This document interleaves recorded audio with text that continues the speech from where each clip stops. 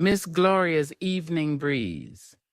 In a quiet Jamaican town near the sea lived Miss Gloria, a kind-hearted woman with a soft smile. She wasn't rich, nor did she want to be.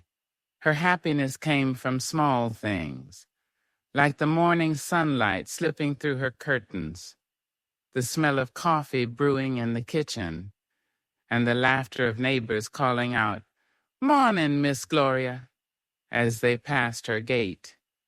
Each morning she tied her scarf neatly, slipped into her floral dress, and headed down to the roadside market. Her little wooden stall was filled with fresh fruits, mangoes glowing golden, bananas hanging in neat bunches, and guavas that filled the air with sweetness. She arranged them carefully, humming an old folk tune as the world slowly awakened. Children always ran to her stall first. They loved her soft laugh and the way she sometimes slipped an extra fruit into their bags. "One little sweet mango for you," she would whisper as the children's eyes lit up. She didn't mind giving. It filled her heart more than keeping. Her days were filled with simple greetings. The fisherman would bring her fresh news of the sea. The baker would hand her a warm bread roll, and the old bus driver would stop by to rest his legs and share a story. Miss Gloria never rushed. She believed that life, like a ripe mango, was best enjoyed slowly. By late afternoon, when the sun grew softer and the shadows stretched across the road, Miss Gloria closed her stall. She balanced her empty baskets on her hip and walked back home, her steps slow and steady. Neighbors waved from their verandas, and she waved back, humming a little melody to herself.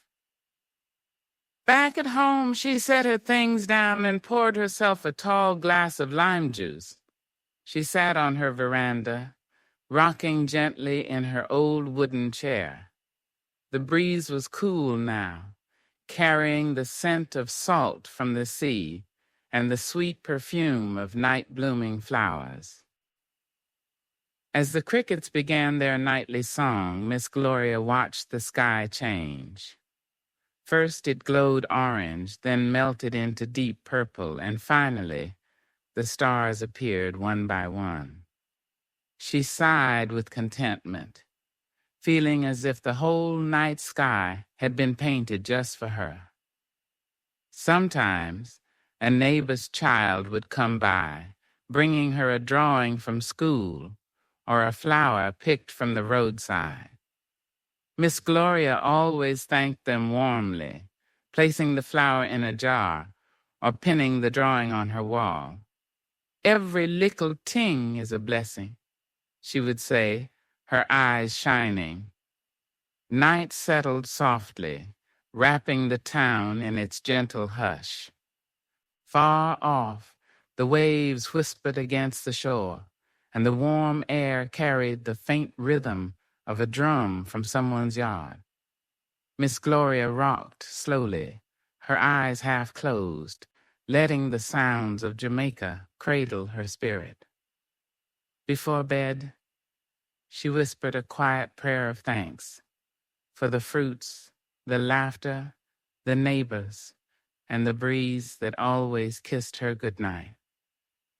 Slipping under her light blanket, she drifted off with a smile, knowing that an ordinary life could still be full of extraordinary peace.